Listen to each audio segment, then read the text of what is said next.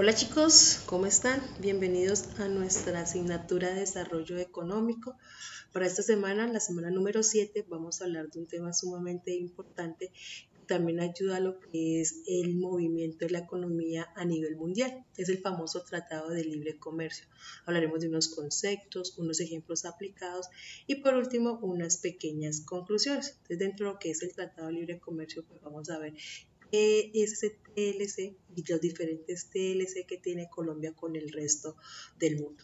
Recuerden que lo que hace el comercio internacional es permitir que la economía se mueva en un país y el TLC es un factor importante para todo lo que tiene que ver con las exportaciones y las importaciones. Entonces vamos a hablar de qué es el Tratado de Libre Comercio, cómo se compone el Tratado de Libre Comercio, cuáles son los principales logros que ha obtenido Colombia a través de tener diferentes acuerdos de comercio con otros países, los entes reguladores que hacen partícipe del Tratado de Libre Comercio. Entonces tenemos el INVIMA, la DIAN, el ICA. Vamos a hablar también de lo que se negocia en un TLC, ¿cierto? Todo lo que tiene que ver con competencias públicas, propiedades intelectuales, regalías, servicios, productos. ¿Por qué Colombia adelanta diferentes acuerdos comerciales? ¿Cuál es la finalidad o qué se beneficia cuando un país tiene diferentes tratados de libre comercio con diferentes países a nivel mundial? Entonces hablaremos de que los tratados de libre comercio solamente los adopta o los hace partícipes la presidencia. Es decir, que sí o sí para yo poder decir que existe un tratado de libre comercio debe ser aprobado por la presidencia y a su vez el Congreso pues decide si es óptimo ese acuerdo que se está pactando con ese otro país, si nos salimos beneficiados o no. Vamos a ver un tema de evolución trimestral de la famosa balanza de pagos. Recuerden que ya les expliqué qué es lo de la balanza de pagos. Vamos a poder evidenciar si tenemos un déficit, si tenemos un superávit dentro de lo que es nuestros diferentes balanzas o comportamientos de la balanza de pago.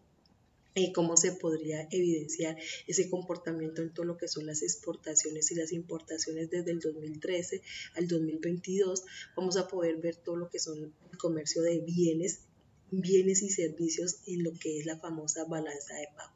Vamos a ver un pequeño como recorderis o historial de cómo venía funcionando el comercio internacional en los años 2001 y cómo está hoy en día en los años 2022, cómo nos encontramos nosotros. Los diferentes acuerdos que trae Colombia, tenemos el acuerdo con lo que es Naciones Unidas, Estados Unidos, Canadá, Perú. Entonces vamos a hablar de cada uno de ellos. ¿Qué exportamos? Definitivamente, ¿qué es lo que tenemos nosotros fuertes para exportar a otras partes del mundo que hace que se mueva mi economía? Vamos a poder evidenciar aquí los productos que más exportamos a los diferentes países, ¿cierto? Los más primordiales que me mueven la economía.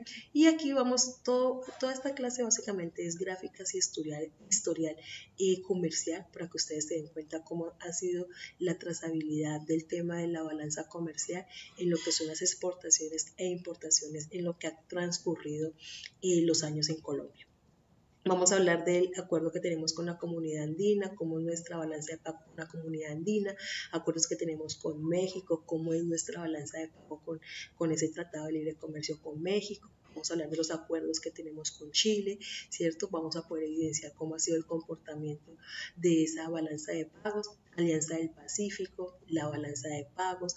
Vamos a hablar del famoso Tratado de Libre Comercio con Estados Unidos, que arrancó en vigencia el 15 de mayo del 2012. Entonces vamos a ver cómo se ha comportado esa balanza de pagos, ¿cierto? Y vamos a poder ver los productos o los principales países que tienen TLC y cómo se ha comportado esa balanza de pago con respecto a Colombia. ¿Cierto? Entonces la idea de esta semana, chicos, es que podamos tener claro cómo se ha movido nuestra economía con respecto a esto que es muy fundamental, que es el comercio, el comercio electrónico, el comercio exterior. ¿Listo? Entonces los veo en clase. Dios los bendiga. Chao, chao.